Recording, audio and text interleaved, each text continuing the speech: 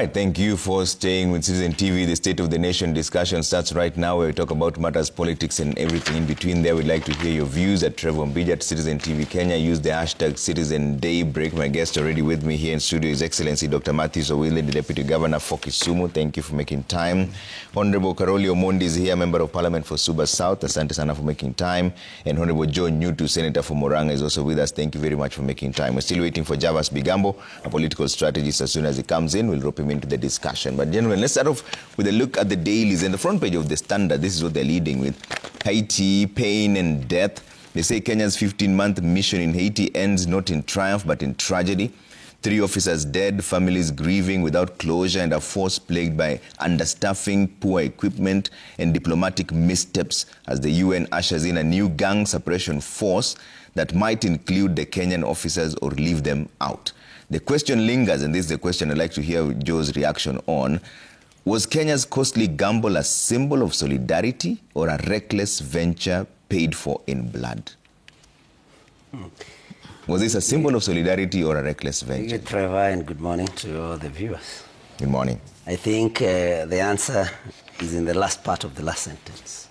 That was exactly how the Standard has put it, a reckless venture paid for in blood. And why do I say this? I say this because everybody in this country was against the idea of Kenya sending police officers to Haiti. Because, of course, the question was, how prepared were we? I mean, which other countries were also offering to join with our police officers that we are going to send them? And, I mean, had we made proper arrangements? And the other question that had lingered at that time was, I mean, you cannot purport to be solving your neighbor's problems while you have more problems at home. The question I remember that time that most of us were asking was, I mean, how secure are our citizens? I mean, how well policed is our country before we start thinking of sending our troops, police troops, to Haiti? And these are questions that were there. Now there is the report of these deaths, and the most disheartening, Trevor, is especially the way the disclosure of the loss of life of these particular police officers, especially one, Mr. Kabiru, the way the president disclosed that the police officer had died.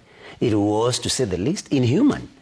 I mean, before the family members were informed of this death, the president was there at Unga announcing the death of Kabiru, even before the family was notified. And the reason and the excuse that the CS in charge of Interior gave was actually like an insult, that it was about the time difference between, I think, New York and here. Yeah.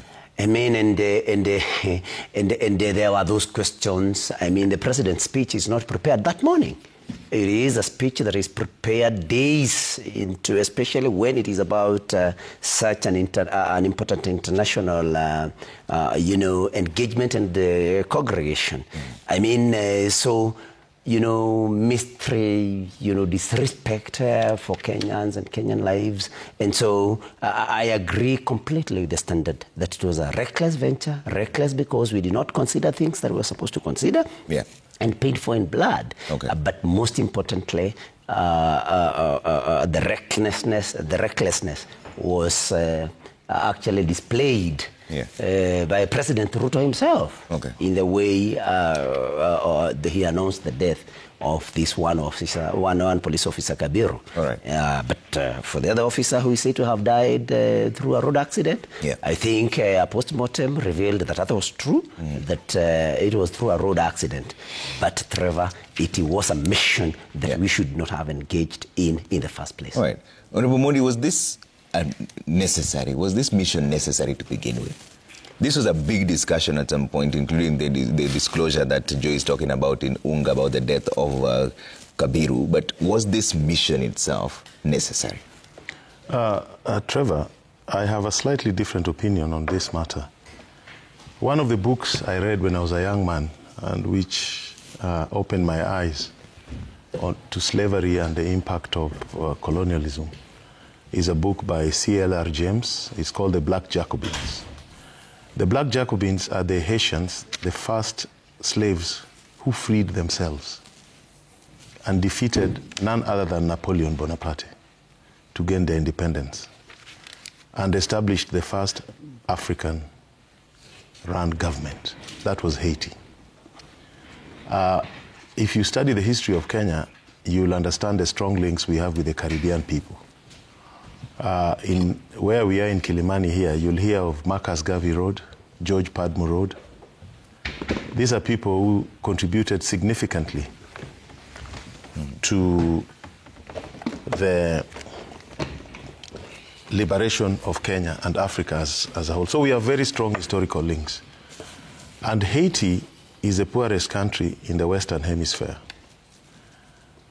and has been under disorder for a long time. And Kenya has a lot to learn from Haiti. When we talk about political gangs and goons that you see in our country, those things started in Haiti, and that's the reason why you see the disorder in that country. Yeah. But it is wrong for humanity and for Africa always to keep away, and leave the responsibility of some of these things to the white people. So for me, I was actually for Kenya going to Haiti. But the reasons may have been different, because involvement with the UN comes with a lot of other benefits. The troops get paid well, or the police get paid well. They are given good equipment. There could be other support that comes to the country post that particular mission.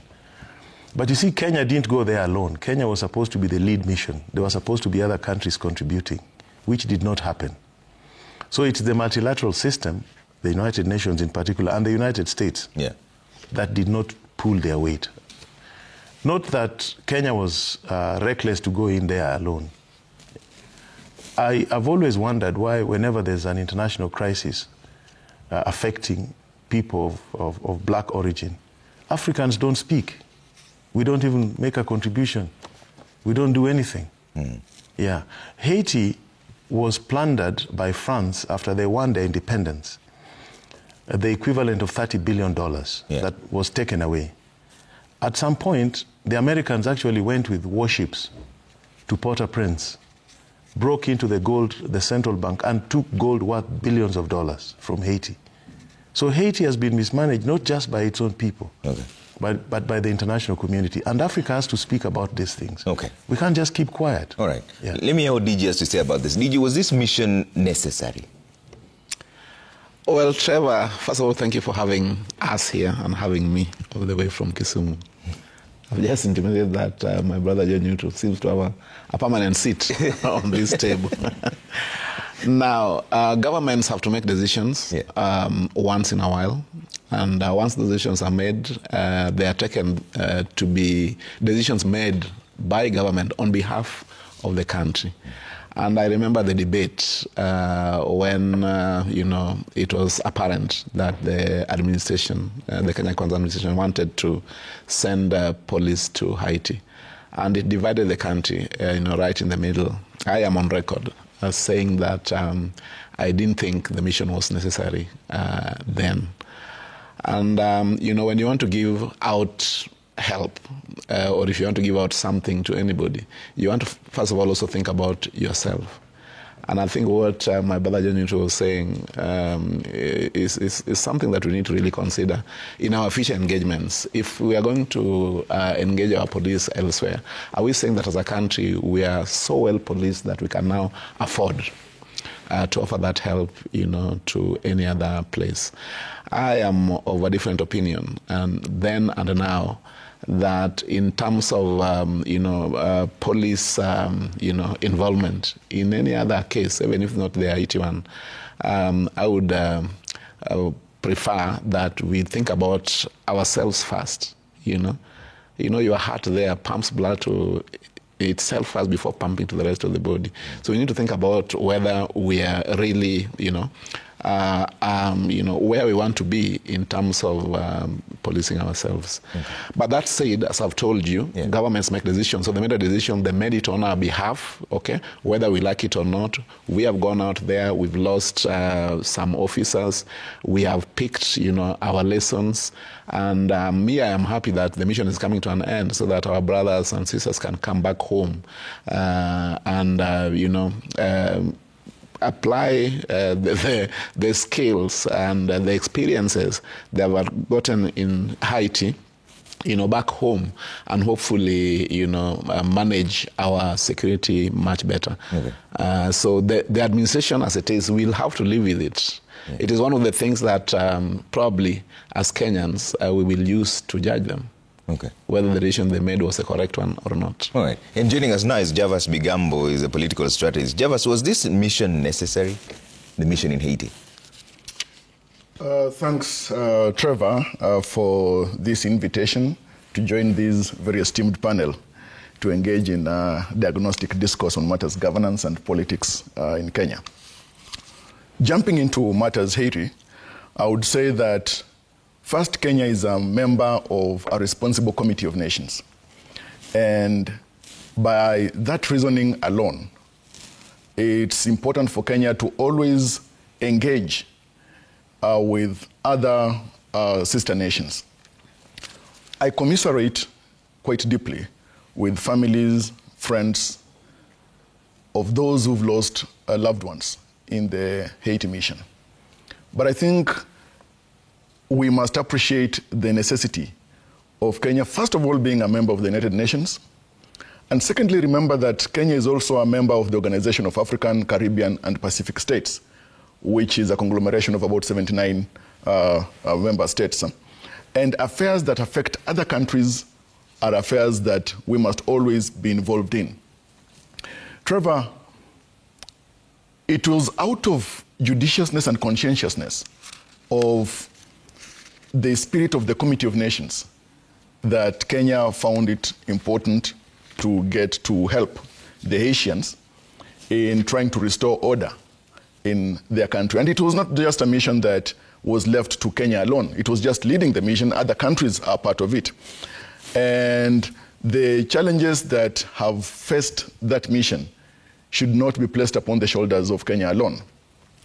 Secondly, it is important for us to appreciate that even the United Nations itself has wrapped its mind and the Security Council around the issues of Haiti. And therefore, it is an issue that affects the entire umbrella of nations. Thirdly, there will always be lessons to be learned and to see how we can do better in other times. But Trevor, as a matter of fact, we should, at the back of our minds, ask ourselves, when there is instability in one nation, who benefits from it? And I came in when my relative, my senior here, Mheshimiwa, was speaking to the issues and getting into matters of the Black Jacobins. And all of us, I think, are natural students of literature and history. I would say that even when you cast your eyes on the African continent, come here to the DRC, go to the Sudan, etc., and whatnot, there are some countries that are benefiting from the instability of some other countries. Now, that aside and the politics of hedonism therein, I think we must appreciate the conscientiousness of President William Ruto to inspire the people of Haiti that a distant nation across the ocean and other countries are concerned about their welfare, their stability. And you remember that even when South Africa was having its own challenges, countries from as far as Cuba and others were coming in to help. So affairs of one nation should not just be left to the people of that nation alone. So I think it was a very important mission, and we must celebrate the effort, the sacrifice, and the commitment of our security forces. All right, we're about to take a break, but let's take a look at the Daily Nation front page again. Milking taxpayers dry, and here I want Joe Newto again start us off on this one. Shadowy Farm set for 17 billion shillings payout. This is just a review of the general newspaper. 136 newborns dead amid Kiambu doctors strike. But let's focus on that headline there, Joe.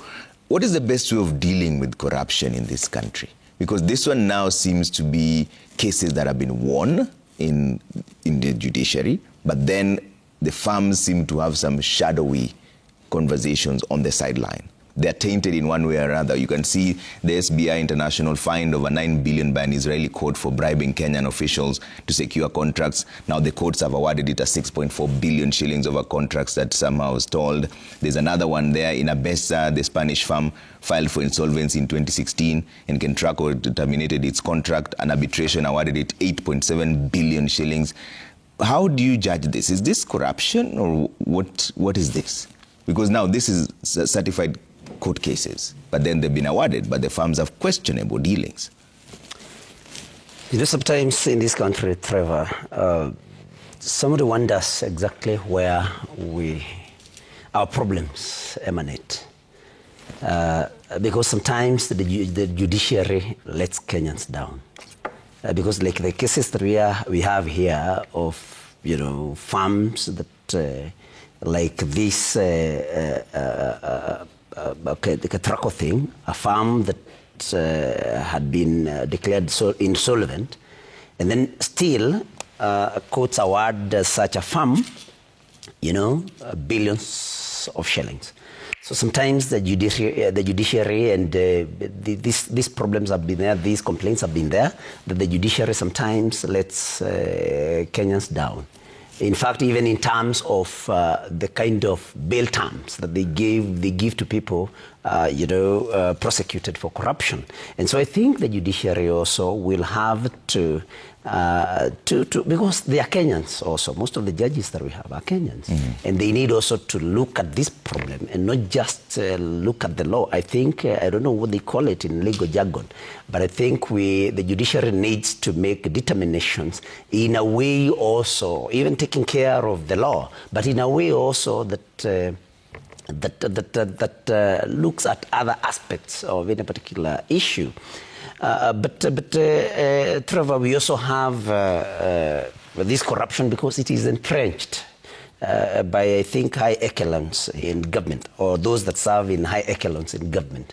And why do I say this, Trevor? I mean, although we have not gotten into it, but you know, currently we are having a problem, for example, because one Rotich was director of audit and I think something, deputy director, and who was the whistleblower about the 10 billion Kenya shillings lost by SHA through fraudulent claims by some hospitals that actually, according to reports, were not even, some of them could have been non-existent. And because somebody like that and others have lifted the lead on this corruption, then we tell them, we kind of fire them because they are not listed or shortlisted. And that is a story that you have carried out even here. I think you read that story today. All these happening, shortlisted for another role. Yes, all these happening in the midst of so many other genuine claims that have not been paid, especially from mission hospitals and private hospitals. As we all know, it is today, I mean, no private hospital is recognizing or treating any patient that is covered under SHA.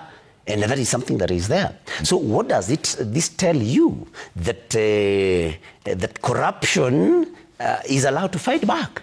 That if you whistleblow in a big deal that is corrupt, then actually you will even be fired. So what I'm trying to say, Trevor, is that why this corruption is there is because it is being defended or protected by some high and mighty powers. And that is why we keep going around getting these problems. Plus now, of course, the judiciary that does not seem to be very committed to rooting these very unfortunate cancer in our society. Okay. Yeah. Let me bring Karoli on this. Karoli, is this corruption or is it also sheer incompetence from the authorities who are in charge? Because you can see the Treasury for the 2025-2026 financial year indicate that they're going to pay this out. But it means then that some of these contracts were valid and then they were terminated wrongfully and then courts awarded. In as much as the companies have questionable dealings, these are legitimate cases. that they won and they've been awarded. So whose fault is this? Is it an incompetence from the side of the people who are awarding the contracts and then terminating them wrongfully, or is it just sheer corruption? No, Trevor, all those things you have said are true, but the correct nomenclature for this is state capture. And I've always challenged you, the media. We should, if there's one topic we should spend time on, is state capture. And I'm ready to come to JKI Live and spend 2 hours on state capture so that we educate Kenyans what is going on. What is happening here is not new. Many years ago, Kenya contracted a company from Austria to build a fertilizer plant, Kenren. It was fully paid for, and the plant was never built. So there's nothing new here. This is how Kenyans have been conned all along under the state capture arrangements that we have in this country. But we will deal with that another day. You see, generally, as a principle of law, any contract tainted with corruption is unenforceable. Do you remember the duty-free case? There was somebody I knew very well, Nasir Ibrahim Ali. He came here through the late Ezekiah Oyugi, and they got the deal to manage the duty-free shops. And when Patni later connived when Oyugi fell out of power and took over the duty-free shops, they went to International Center for Arbitration, ICSID, a World Bank arbitration panel. Yeah. And he swore an affidavit that to secure the contract, he was advised to take maize to Moi, maize. It turned out the maize was $3 million in a briefcase. They went with a briefcase with $3 million, and they came out with the same briefcase containing maize. On that basis alone, ICSID ruled that it is true his rights to manage the duty-free were terminated unlawfully. But because he procured the contract illegally, they could not reward him by giving him compensation. So all these things you see here, somebody somewhere is not doing their job. Once a contract is tainted with corruption, it is unenforceable. You cannot enforce it in a court of law. So somebody somewhere is not doing their work. If you look at the one of Ketraco, insolvency is a ground for terminating a contract, because an insolvent person loses the legal capacity to do certain things. Mm-hmm. So if I sign a contract with you and you become insolvent, it gives me the legitimate right to terminate that contract. Mm-hmm. So again, there's something you can clearly see is a problem here. Soleil Bonnet International of Israel, you can see here, like the other cases we've had, like the Erad one of the maize, you see the value of mutual legal assistance. The reason why this all came out is because of the investigations in Israel and people being convicted in Israel, not in Kenya. It's the same thing with the Erad story. So you asked, how do we fight corruption in this country? I am convinced if we are serious about fighting corruption in this country, we must establish special courts, we must invoke international frameworks, bring foreign investigators into this country, because we do corruption the cheap way. We are not sophisticated, most of us who engage in these things. We do forensic financial tracing, we go and open more spaces in committee. We will fill it in 6 months if we are serious. Okay. Yeah, Kenyans engage in very petty corruption, let me assure you. Okay. And what is lacking is a political commitment to put in place the structures that can be used to fight corruption. They are not there. Yeah. This EACC, this DCI you see here, the techniques they use to investigate financial crimes are very weak. How come it is only when we have foreign element in the investigations that we do convict? Yet here, nobody tells you money, how it moved from this bank to somebody's account. If they do it, it's the peripheral people, like the ones of Edaman, of Lake Basin. Lake Basin is where a mall, the cost of building the mall has gone up 4 times. 4 times. Yeah. Because the financing structure, the financing model was wrong. And that was intentional. Okay. So anyway, if we get serious, one day we will fight this thing. But we are not serious yet. Yeah. DG, what are your thoughts on this? Because you see, many people believe that the courts then are our last line of defense. Yeah. But some of these cracks you're seeing here are actually all the way to the courts. The courts awarded for 6.5 billion, another arbitration 8.7 billion. This actually went the whole long haul. And then that line of defense gives this ruling. Well, I think that as a country we have real challenges. But of all those challenges, I think corruption is the biggest of them all. We have to make a decision as a country. And it seems to me that Kenyans are almost giving up on this issue of corruption. Even if you can hear the way my brothers are contributing. I mean, who is this who will rise up and say enough is enough? And before I get to what I think we can do, I want to tell you that what you are seeing there is also replicated in county governments. People will go to court for all reasons, and they'll be given some very hefty, they call them court decrees or awards. I'm not a lawyer. A case of Kisumu, there's a guy who went to court and was awarded, I think, more than 5 billion that the guy expects that the county will be able to pay them. And they are numerous. I mean, if you think about, well, the guy was putting some containers illegally within the city. Then the county decided that, hey, you do not have permission from the county to do this here. So we confiscated the containers. Then he took us to court. Okay. And you won 5 billion. Yes. As an award from the county. As an award. And that's not the only... put up the containers illegally. And we have quite a number of those court decrees and awards, not just in the country of Kisumu. I mean, if you think about the country of Nairobi, it's one of the big issues they're dealing with in terms of what they call, pending bills. So it seems to me that corrupt individuals have found a safe haven in the judicial system. Okay, and that's exactly what you can see there. And so we need to really rethink as a country what we want to do to fight corruption. And in my view, this will be leadership. It's a leadership issue. And I was very excited, by the way, a few months ago when the president actually decided to confront this matter, at least in some spaces, that really unsettled people. But it seems to me that that discussion and that is already fizzled out. Because as my colleagues here are saying, corruption seems to have permeated, every sector of our society. Kenyans now believe that there's nothing that you can get if you do not, try find your way. About it. And so we must rise up as a country, and especially the leaders such as ourselves, right from the presidency, to walk the talk, and bring back our country to some reason, and I think it is still possible that we can get ourselves out of there. We need to stop digging. And I think we keep digging.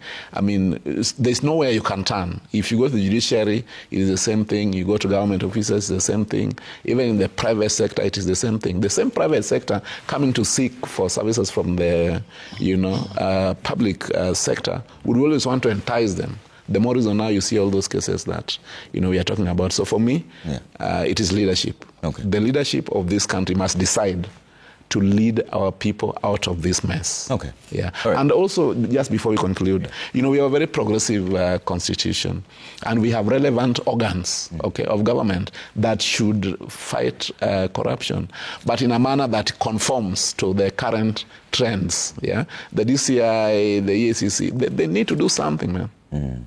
Okay. Javas, as we wind up on this. Well, Trevor, I would say that protracted bid fixing and issues to do with political patronage have led to the entrenchment of corruption within the public sector.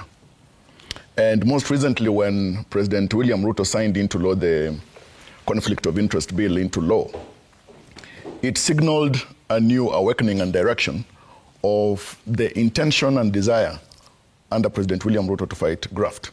But let's face it, it is easy to sit on panels and act puritanical when we know very well that the manner in which corruption has percolated the society, it is quite nauseating And not just in the public sector, as the DG has said, goes all the way even to the private sector. As Mheshimiwa here has indicated, these are issues that some political actors connive with some officers within government to have particular companies in which they have got interests to be awarded contracts. Then it all goes even to the family level. And so when we are talking about graft in the country, it must not just be limited to the public sector or to government alone, much as it's important because government is duty-bound in public interest to fight corruption and deliver services. Secondly, we have also seen the aspect of some parents at the family level. When parents go out of their way to try and using the backdoor access exams for their children, that is corruption starting right there. And if a child has succeeded in life by passing exams through corruption, the foundation itself laid on corruption, what do you expect of such kind of a child? The other thing is that the private sector also at times, and it's given lofty names in other places, lobbying, etc. and whatnot.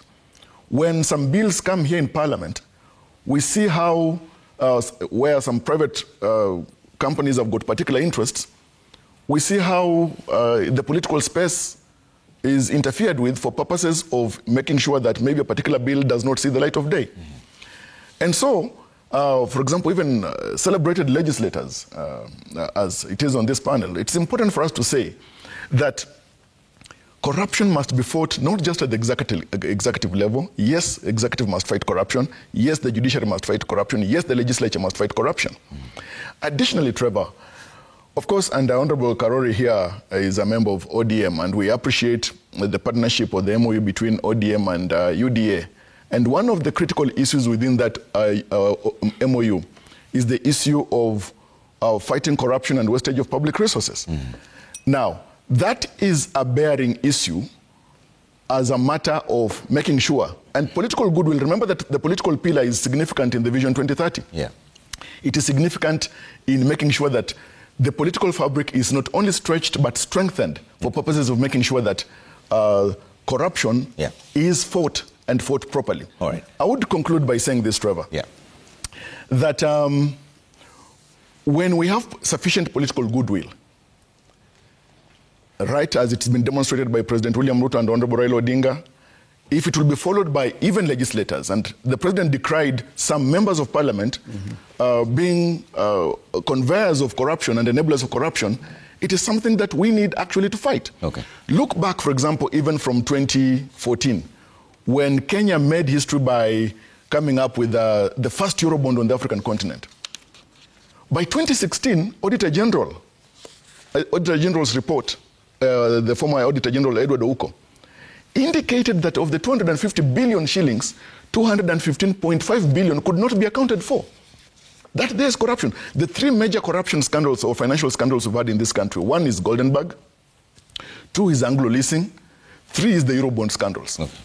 For us even to see how we move forward and to deal with corruption today, we must make sure that all historical issues of corruption are unearthed and fought and concluded. Gentlemen, I'll take a quick break. When you come back now, we talk about matters real politics now. I think there's a SG for Jubilee, Jeremiah Kioni, accused the DCP leader, Rigathi Gachagua, of working with the president. Now, former President Uhuru Kenyatta said that there are a lot of untested and untried means that are being put on Kenyans. And ODM, on the other side, he says, are wearing two caps. One, the Sifuna axis that criticizes the government, and then there's an axis that praises the government. We'll talk about all that in just a short while, right after this break. Keep your views coming at Trevor Mbija at Citizen TV Kenya. Use the hashtag Citizen Daybreak. See you in a bit.